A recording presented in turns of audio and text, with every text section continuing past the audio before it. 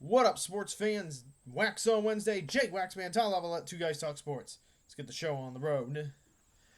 Alright, so a bit of a mixed bag for Purdue basketball these last few days. So, last Friday, big win against the then number two team in the nation in Alabama. Great win. Great team effort all around. And unfortunately, yesterday, you moved up a lot of spots to be the number 6 team in the nation, but ugly loss at Marquette. So my point here when it comes to Purdue basketball, hey, again, this team is young, very young team. There's going to be plenty of highs, plenty of lows, and that's just the process of being a young team. Purdue's going to have plenty of excellent victories, but there's going to be some frustrating losses along the way. So, great victory against Alabama at Mackey, but tough loss at Marquette. So, that's something that we can expect out of this young Purdue team. All right, overall, I'm bummed about what happened yesterday, but hey, I'm still looking forward to watching Purdue basketball. Okay, it was bound to happen, you know.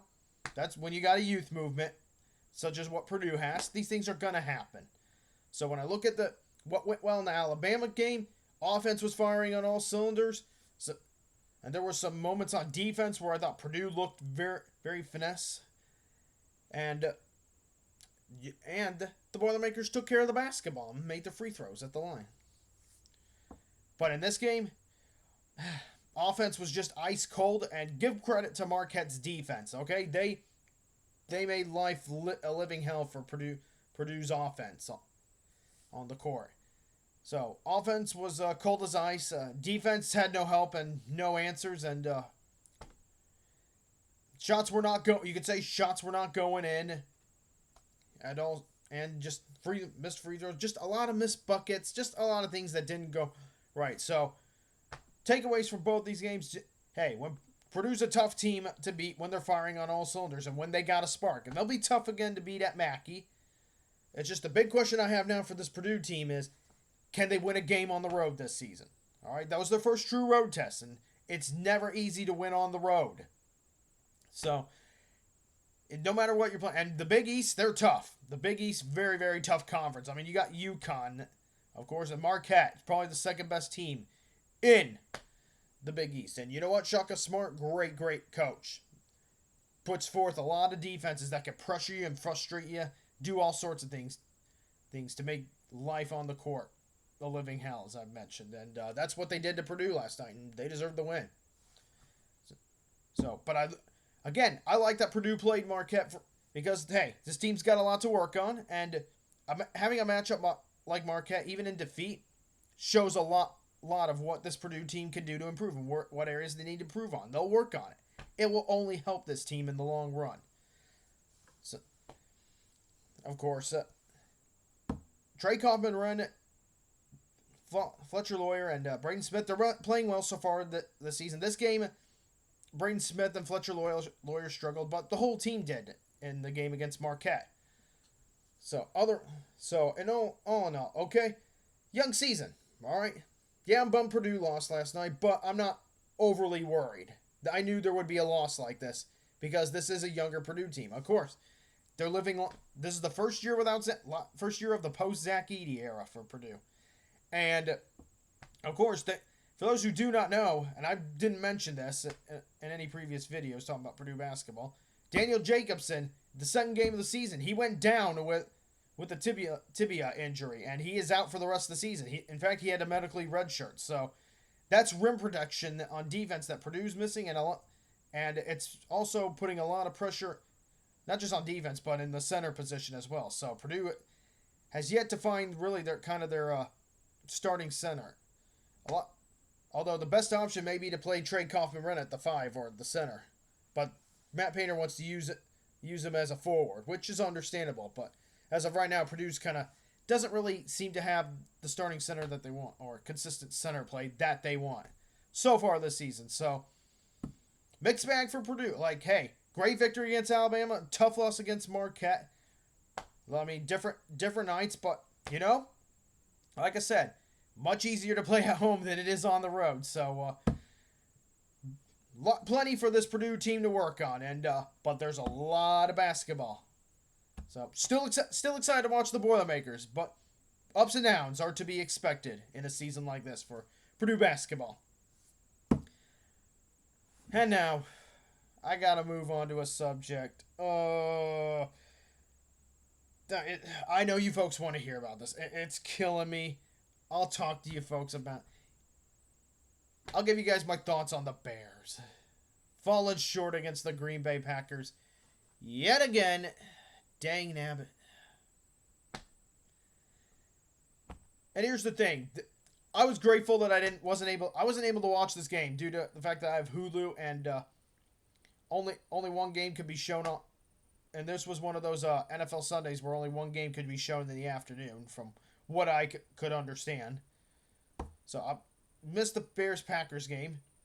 Did see highlights, replays, and kept up with it. And I will say, this loss would have been way, way, way more painful for me. It would have felt more like getting stabbed in the heart if I had seen the game. Because clearly, this is one of the most painful losses in the history of the Chicago Bears. It just is. To sum it up, Green Bay had a bad game. That Green Bay team is good, but they had one of their worst games this past Sunday. And the Bears, they were poised to take advantage of it. Well, things didn't all go perfect for the Bears, but offense looked better, defense was playing hard, special teams, it was looking like a complete team effort. I saw the score, and I tried to remind myself, hey, still a long ways to go. But I kind of thought, and I was like, wow, we might actually pull this off. We just might. This Bears team, hey, it's not going to be easy, but this Bears team is, since firing Shane Waldron, they're actually responding well. They've got a new energy. And it was looking like a bright day to be a Bears fan. It was looking like one of those days where I thought, you know what? There's some hope for this franchise after all. Things have not gone well this season, and they probably won't make the playoffs, but hey, there might be a very big positive on this season, and we might just beat Green Bay today. And you know what? That's what should have happened. With the way that both teams were playing, that is what should have happened. But that's not what happened. And then the Bears got stopped on their second to final drive. Green Bay gets the ball back. There's one particular play, and I was just like, oh, you gotta be freaking kidding me. On a second down and 6, I believe it was, Jordan Love throws the ball. Jalen Johnson slips on the play, and Christian Watson, he catches that ball and goes down the field for a big play, and it put the Green Bay Packers in the red zone. And then a few moments later, Green Bay scored to take the lead. They didn't make the 2-point conversion, but they had a 1-point lead. It was 20-19. So, it's like, defense couldn't get one last stop. But in spite of this, the Bears had one last chance. And they drove the ball down the field. They got it into Cario Santos' field goal range. And Caleb Williams doing a really good job. He looked much better this week. And he even did everything he could to put the Bears in a position. And they converted a 3rd and 19 and then converted a 4th and 3 play. And all that just to have the damn field goal blocked. Cario Santos' field goal was blocked. And Green Bay wins 20-19. That's just being a Bears fan. Life full of pain. Just when you think you have it right in I don't know.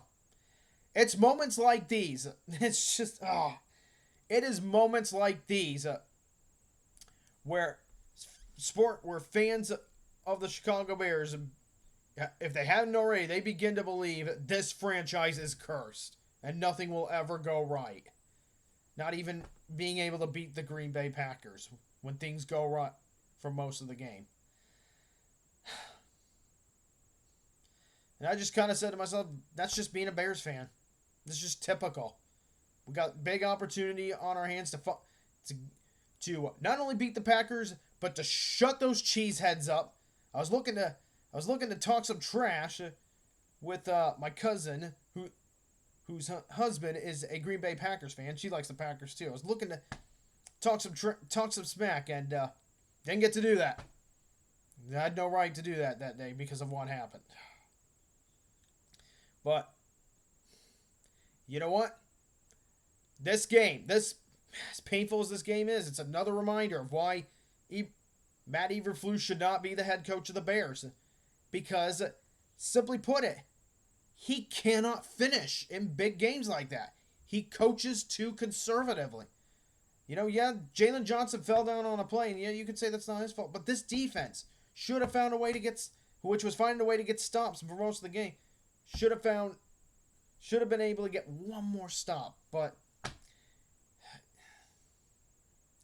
it's a painful loss. I know it's not all Eberflus's fault, but if the Bears had been able to win this game, he would have made a case, maybe made himself a case for why he should stay longer.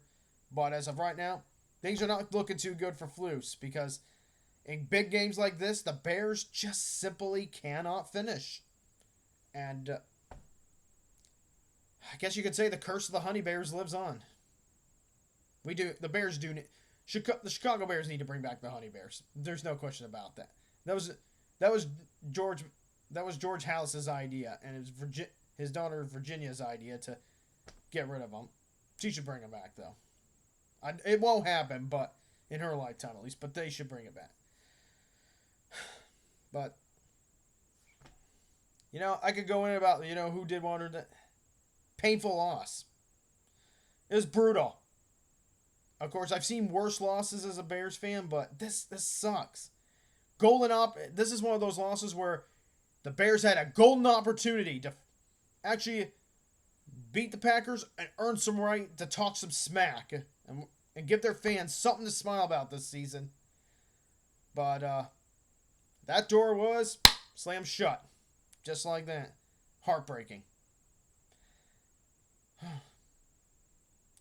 Same old sorry Bears. Alright, I need to move on to a more positive topic. And for the record, yes, I've seen much worse as a Bears fan. This loss doesn't hurt as much as other losses because like I said, there were losses that were way worse. Say in NFC Championship. That's the worst loss I've ever seen as a Bears fan. And to the Packers too. That just always breaks my heart. Alright, so I thought I'd give you guys an opinion. So the Blackhawks and the Blues today, who are playing in the Winter Classic at Wrigley Field at the end of this year, have revealed their Winter Classic jerseys. Now, I'm only going to show you one. Here, I will show you what the Blackhawks jersey looks like, and I'll give you guys some opinions. So I'll have to work on putting up better displays for you guys so you can see this. But this is what the Blackhawks jersey looks like. So here's your quick look, and you can pause the video here if you want to take a long look. And also, you can see this on Insta or any of the Blackhawks social media pages. So I'll give you guys my honest thoughts. It's not bad. I like it so far. There are other jersey, like Winter Classic and Outdoor Stadium Series jerseys that I like better. I mean, I'm kind of more of a fan of the first Winter Classic jerseys the Blackhawks had. Those are probably my favorites. The Stadium Series from 2014, those all black jerseys with some red and black and white stripes. Those are probably my favorites actually. And then there was the ones from 2019 when they played at Notre Dame Stadium, which I like a bit more. But these are very nice. These are solid. They're clean. I like them, and I like that they're red too. I like the red. I also really like the chest area. I like the logo, like the Blackhawks logo, and then and then there's a circle around that Blackhawks logo, as you can see, and it says Chicago Blackhawks. I really like that. That's my favorite part of this jersey. I like those kind of logos. And the Blackhawks used to have one of their previous logos that's what it was. And for the Winter Classic, for the first Winter Classic, they brought back their vintage Blackhawks logo where where the logo itself was surrounded by a circle and it said Chicago Blackhawks, like a marquee sign, if you will, or a circular marquee sign, if you will. And that's what that makes me think of on this jersey. A marquee sign. Circular shaped, of course. But I love those kind of designs. It's really cool. I really like the stripes, too, around and the chest area. That's really cool. I like that. The stripes are very nice. So, it is a bit of a simple look for the Blackhawks, but it's very clean. I like it. It's simple, but also classy, too. It's very Chicago-esque, if you want to put it that way. And again, I like that they made it red. So if I had to give it an overall rating, I'm gonna go 8 out of 10 for this logo, for this jersey. So is it my favorite Blackhawks vintage jersey? Probably not. But it's a real... Of course, it's not entirely meant to be a vintage jersey. It's supposed to be a Winter Classic. It's a one-game deal. Or maybe they might use it for more, like they did for the 2019 Winter Classic jersey. But it's a really nice design. And overall, I'm impressed with it. The Blues jersey, okay, I'm not a Blues fan, but their Winter Classic jersey for this year, it's very nice too. I like the design they did for the Blues as well. So overall, I'm like I said, the things I like best are the logo and the circle around the logo on the chest, the stripes too around it. All those elements are really, really nice. So it kind of, while it does look a lot like their home jerseys, their home reds, there's enough on it to indicate that it's more of a they took their standard home reds and put some elements on it to make it more vintage looking. That's what it looks like they did with this jersey. So overall, like I said, not my favorite vintage jersey or outdoor jersey that the Blackhawks ever released, but it's a very, very cool design, and I do like it a lot overall so far. And hey, might grow on me some more as time moves on. So Blackhawks, good job on that, designing your Winter Classic jersey. Of course, people forget it was kind of teased a bit. Like, someone leaked a picture of it, so it's exactly what I thought it would be. And you know what? Honestly, overall, I like it, just like I like hockey. All right, on to this day in sports history. And on this day, the 20th of November, 1977, Chicago Bears great Walter Payton rushes for what was then an NFL record 275 yards in a game. Back then, that was a record. Of course, that's been broken, but the NFL was much different back then. All right, sports fans, that's all I got for this week's Waxon Wednesday. Thank you for watching. Jake Waxman from Two Guys Talk Sports, signing off.